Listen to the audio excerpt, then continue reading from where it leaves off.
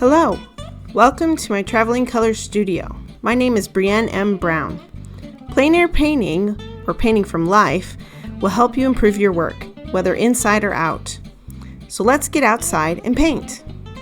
Photos are great tools, but there is no substitute for observing from life. Here are some tips about painting on location. First, minimize your materials. Have a bag packed and ready to go when you are. Also, choose 3 to 4 good locations that are near you. When you don't have much time, go to a favorite location so you aren't wasting time choosing new locations. Save that for days when you have more time.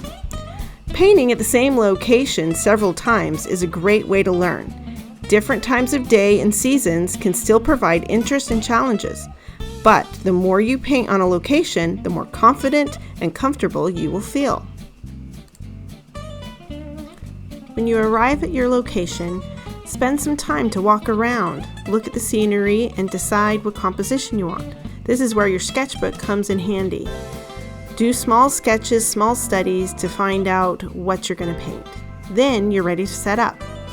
I have an Plein Air Pro easel.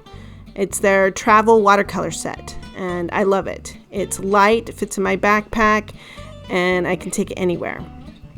It has just a regular tripod and then a panel holder, which I got from their oil setup, as well as some shelves for my palette, and that also has brush holders and a cup holder and all of that. Really nice and compact. There are many nice watercolor plein air palettes available. It should be small and portable. Mine is a Magello bulletproof glass palette. It's not actually glass, but plastic.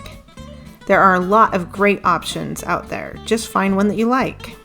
You will need water, and I carry a squirt bottle, which is very important outside because weather will affect watercolor and how you paint more than any other medium. The squirt bottle is useful for keeping your paints wet and your wash alive if it is a dry day. You will also need brushes, and best advice I have is whatever brushes you have 2 of your favorites so that you have one in your studio and one that you always have packed in your plein air bag and ready to go. Last, you need something to paint on. I make my own watercolor panels by adhering paper to gator board. You can see videos on this process on my YouTube channel. If you are just starting out, you don't need a full plein air setup. Bring a chair, do it on your lap, or even whip out a sketchbook on a park bench or a car seat. The most important part is to be comfortable and enjoy the experience. You will get a lot out by observing from life. If you don't enjoy the process, then you won't keep doing it. But if you do, you will keep improving and growing. Since I have already done a value study, I can start my drawing after I have set up. I'll start my drawing and establish the composition from my value study.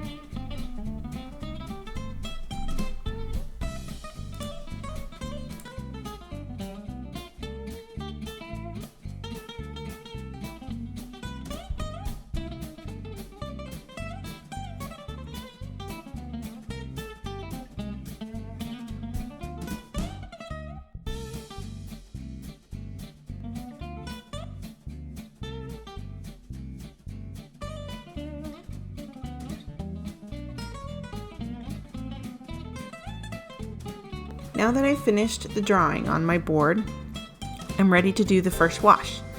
So for the first wash, I start at the top, and I use a lot of water with a little bit of pigment. I'm going to pretty much finish the sky in one go, but the main point of the first wash for me is to get rid of a lot of the white. In landscape, there's not a lot of pure white, and so I like to cover the board, and it's not about creating form yet. It's mostly about getting the base colors for the lights and also just having fun with it. This is my favorite stage. For this first wash, the basic colors I'm using is a red, yellow, and a blue, a cobalt blue, a quinacridone rose, and a transparent yellow oxide.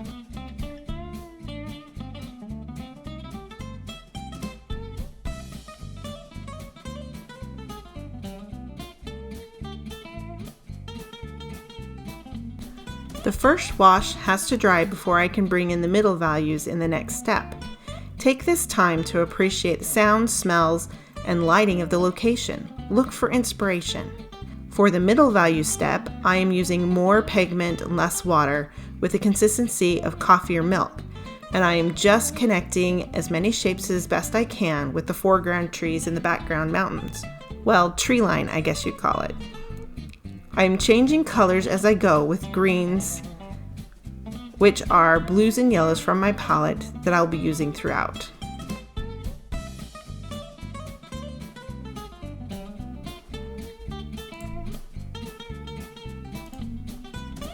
Let me talk a little bit about mixing greens. So I do have a sap green in my palette, but I use it for mixing darks, usually with a carbazole violet or a deep dioxazine violet. And but for actual greens, and the ones I'm using here, I mix them with yellows and blues from my palette. So for example, I use a lot of trans yellow oxide and a permanent yellow lemon from Holbein to then mix with the blues of my palette, which would be cobalt blue, cobalt turquoise, or also Payne's gray, because it's a blue gray. So I use those to mix my greens. I find that it makes for a more natural green if I use the yellows and blues, which I'm using throughout the rest of the painting. With the middle values done, I go right into painting the darks. Now, as you see, I'm painting some limbs and getting some calligraphy and having fun with that. And while it's damp, I will then come in with darker values, so cream, so more pigment, less water, as I try to build the form and shape of the tree that's on the left. So this is basically how I work, in watercolor when I'm on location, and in general also when I'm in the studio. I work from light to dark. So I start with doing that overall wash, which is my lights. Then I come in with a middle value in a way, and connecting as many shapes as I can. And then I bring in the darks and details. So here you see the darks is what helps bring the form. So as I'm putting the shadow under those boats and canoes, it's starting to create that three-dimensional form, and it's starting to make sense.